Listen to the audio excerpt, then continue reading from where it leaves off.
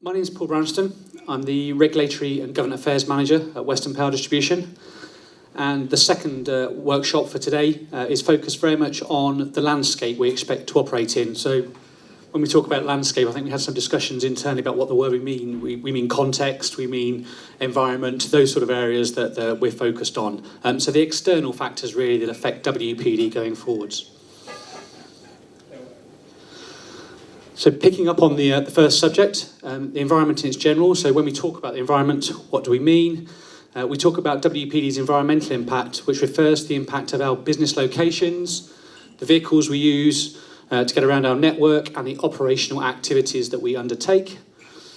And what does it include? As per the context bar at the top, it includes all of our energy usage, carbon footprint, the waste, spills and leaks of harmful substances, that include everything that we obviously deal with on a day-to-day basis, so that includes oil and greenhouse gases. Before we go into the landscape that we expect to operate in, I think it's quite useful obviously to touch on some of the context points. So if we look at where we are in RIIO ED1, the price control we're currently in, by the end of 2019, we will have 3,277 vehicles, commercial vehicles, as part of our fleet. SF6, one of the greenhouse gases, which we use to insulate part of our apparatus on the network. Out of the total switchgear, there were leaks of around 479 kilograms as SF6 into the environment. Obviously, SF6 is a harmful greenhouse gas, and there were targets to reduce that in RIIO1. So one of the conversations the table will pick up on is that still a focus? Should we be doing more on one of those areas?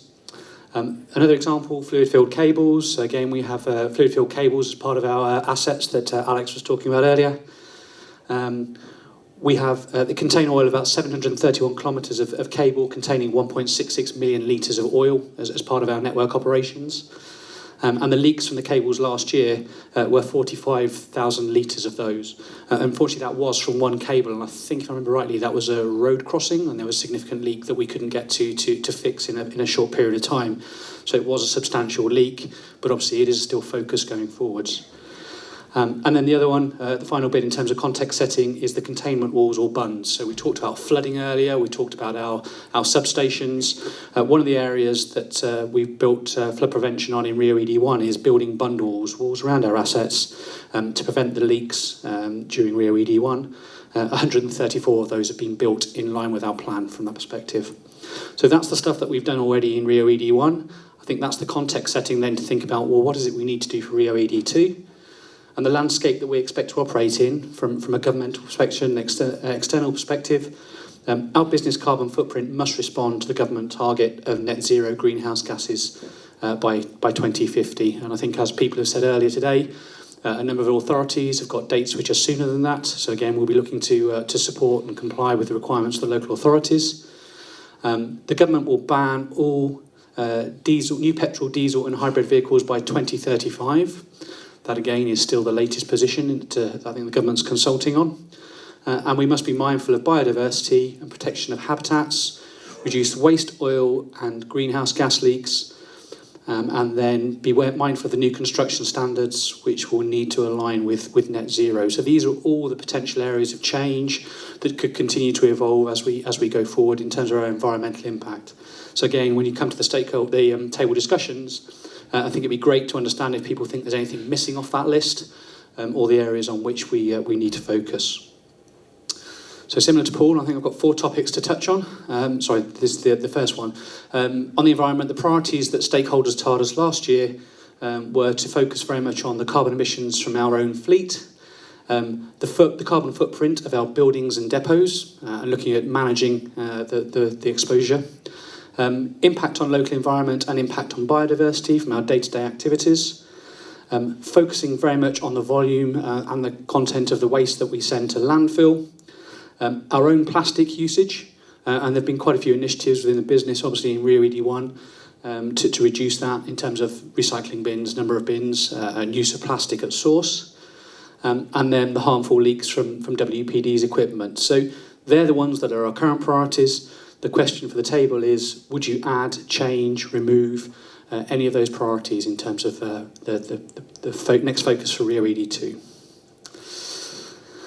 Moving on to electric vehicles. So again, the landscape in which we operate, some of these obviously are consistent across all of them. Net zero will drive the uptake of electric vehicles in the UK.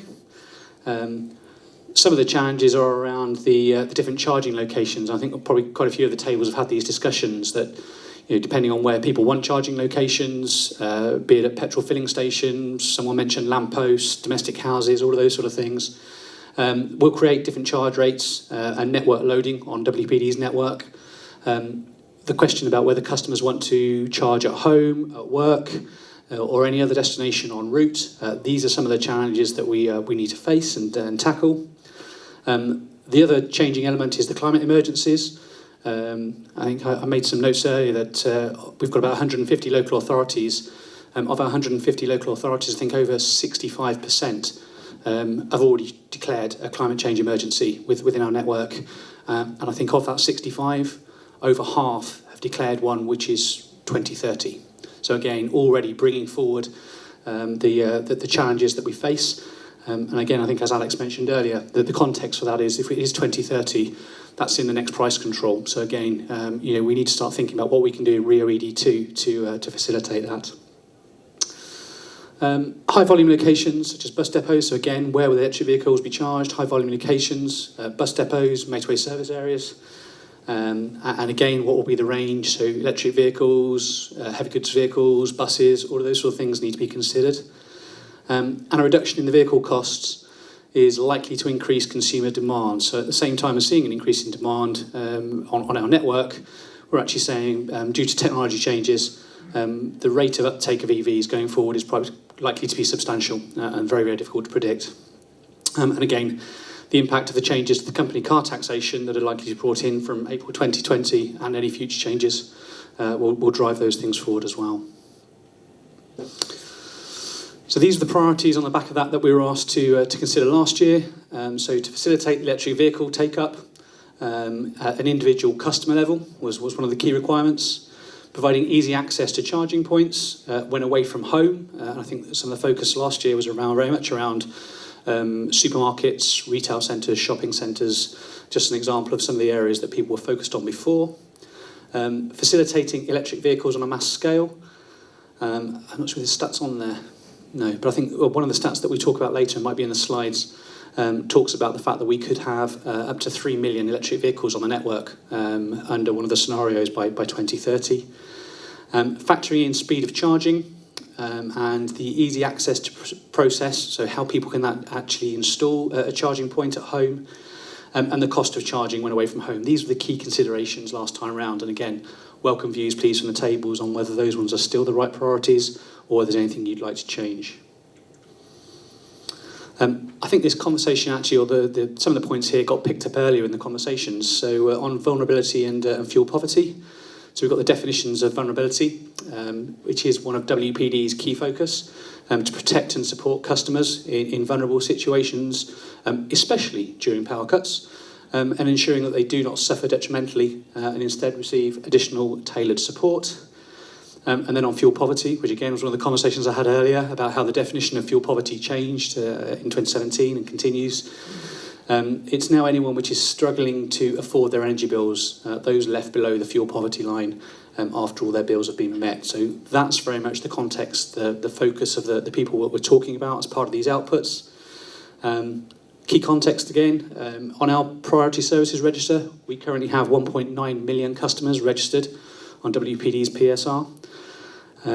Again, on affordability, the average domestic customer on WPD's network pays about £98 per year. That's 27 pence per day for the service that WPD provides. And then focusing very much purely on the fuel poverty arrangements that we have in place, we currently have 14 partnership schemes which are focused very much on fuel poverty. At the moment, they're affecting or helping about 18,000 customers save in the region of about £8 million per year. So again, that gives an idea of the scale of the projects and the work we're involved in. So how do we expect things to continue going forwards? Again, we very much need to focus on resilience in relation to power cuts, and I think that came out in the conversation earlier. The cost of decarbonisation could also put pressure on bills, affecting affordability. So again, another area that we need to be considerate of.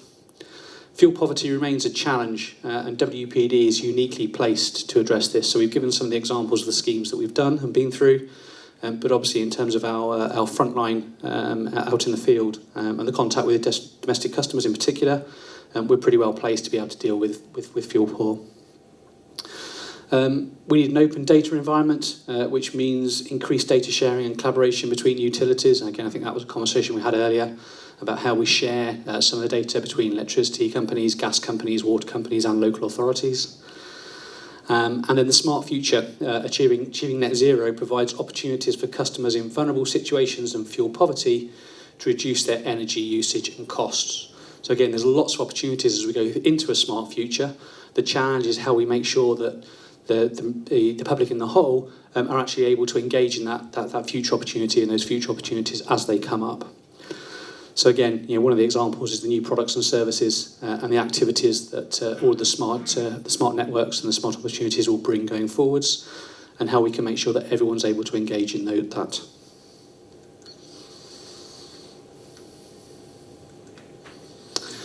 So on the back of those areas, these are the ones that people said were the priorities: customer resilience, safety and peace of mind, protect the interests of vulnerable customers in the switch to a smarter network, identifying vulnerability customers on the priority services register. We mentioned already we've got 1.9 million customers.